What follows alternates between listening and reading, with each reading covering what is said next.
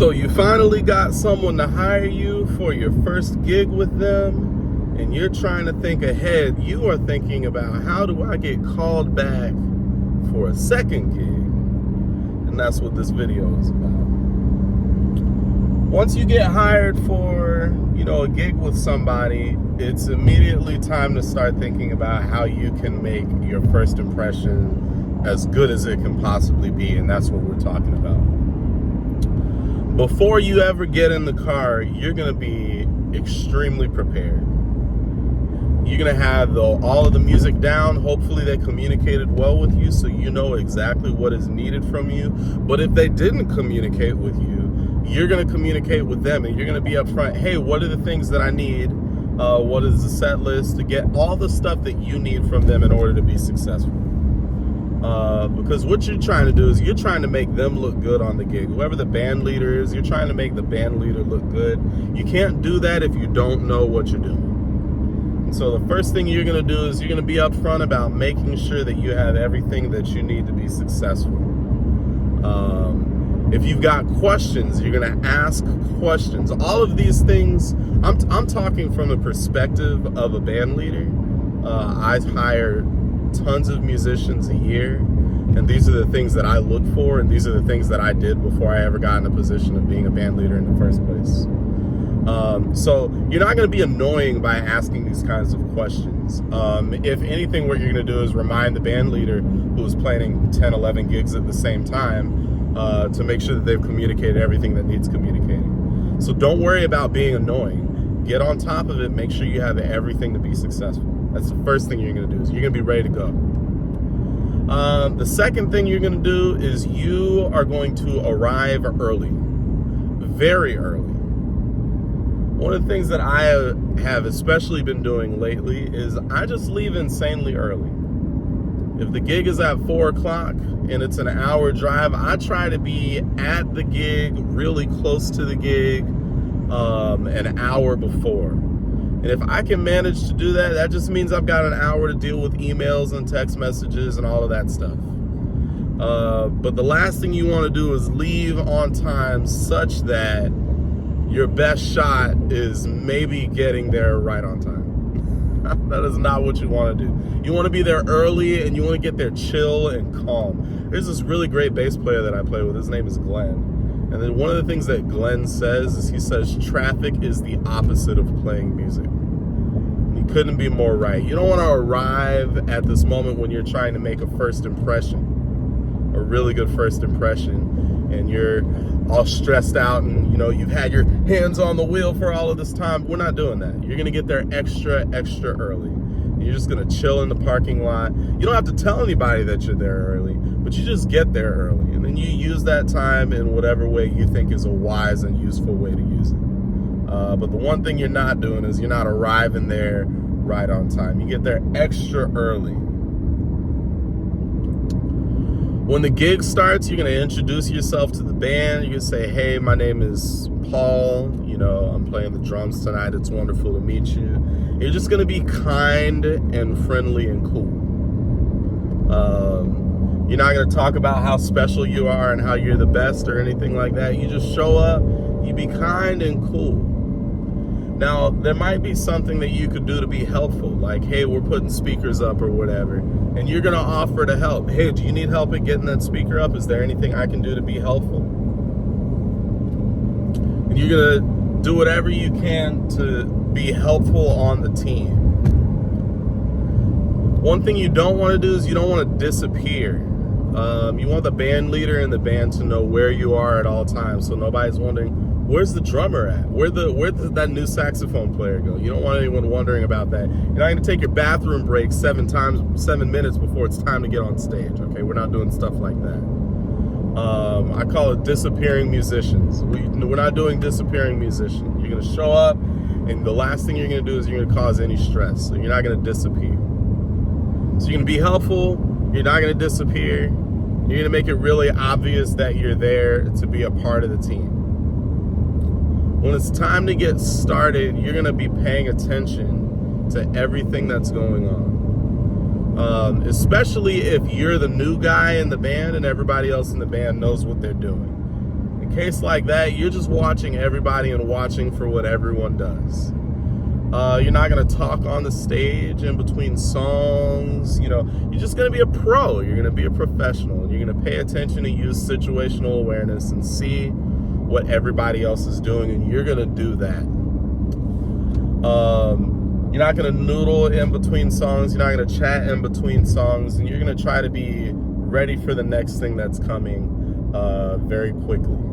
You're not going to be a distraction on stage.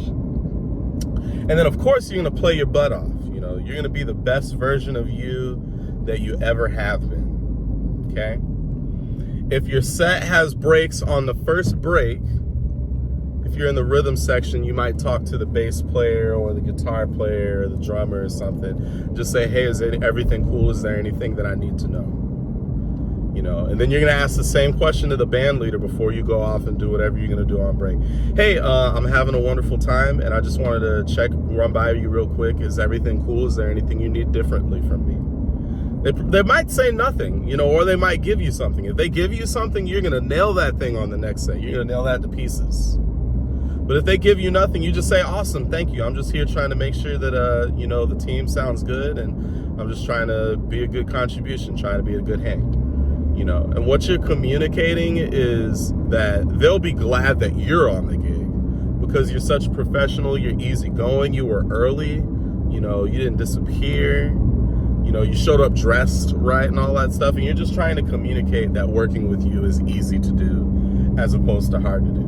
Because I'll tell you, as a band leader, that's all I'm looking for. I am looking for people who are easy to work with. Well, first, I'm looking for people who can do the job, deliver the mail, as my late great mentor would say. I'm looking for someone who can deliver the mail, and after that, I'm looking for someone who's easy to deal with.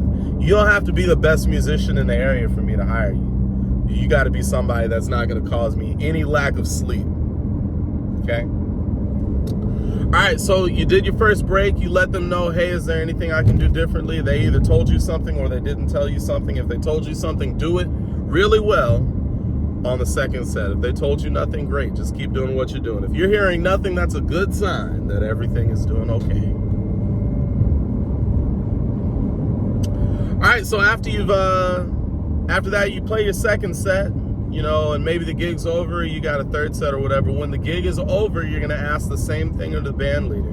Hey, I've had a wonderful time playing with you. Thank you so much for having me. Is there anything you'd like for me to do differently for next time? And again, they'll tell you something or they'll tell you nothing. And either way, you're just going to take that really, really well. Oh, I forgot something about on the gig. If you get notes or comments on the gig, you're going to take those really well. You're going to take those like a professional. Hey, can you play a little bit softer? Yeah, I'd love to play softer. No problem. I'd be happy to. Is it annoying getting asked to play softer? Yes. Are you going to do it? Yes. You're going to do it anyway. You're going to have an amazing attitude about it. Hey, can you move over here? You're a little bit in the way. Yeah, no problem. You got it. Whatever is asked of you, you're going to do that, and you're not going to get an argument about it.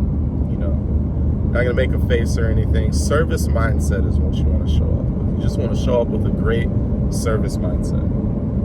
All right, you get to the end of the gig, you ask the band leader the same question. Hey, is there anything you need for me to do differently the next time if you have me come again? They'll give you something. You just remember what that was. And then you just go back to doing it in reverse, man. You go be helpful again. Hey, is there anything I can do to be helpful? You help people take down, stuff, help a drummer take something to their car, whatever. Whatever you can do to be helpful, you're just showing that you're cool. You're cool to hang around. You're not going to be a jerk. You're not just here out for yourself. Okay? And then after that, you get in your car, you go home. And then the next day, just send a text message saying, hey, I had a wonderful time. Thanks again for having me, and I'd love to play with you guys again. And then after that, that's it. And if you delivered the mail, you threw down, and you were cool to be around, you'll get called back. I guarantee it. Now, it's a situation where you were subbing for the regular person, it might be a while before you get called back, but you will get called back. They're going to remember the person that came through and made everything easy for them. They're going to remember that first impression. All of this is about first impressions. You only get one of those, and the best possible foot forward, the best possible impression that you can put forward is going to guarantee that you hear back from them again. Doing stuff like this is how I first built up a network of people that were regularly calling me for gigs. Is every time I did my first gig, I took it like it was an audition. And I tried to communicate in every way, as many ways as possible, that you're going to be real glad that you called me. I'm going to make everything easy for you. I'm going to know these songs inside and out. You know, I show up with charts ready to go. But the one thing that wouldn't happen is I wouldn't show up unprepared, and I wouldn't be a bad hang. And that's all band leaders are looking for. And again, I'm speaking from the perspective of a band leader. I just got done booking like 18 or so gigs for the upcoming concert season. And who did I call? I called the people that always showed up prepared, and I called the people that never give me stress on gigs. So if you can be that person for people as much as possible, you're going to be in good shape. Okay? All right, that's it for now. Bye, y'all. Blessings. If you got a question or a comment about what I had to say, leave it below. If you have a question or some way that I can be helpful, leave it below, and I'll get back to you. All right, bye, y'all. Blessings.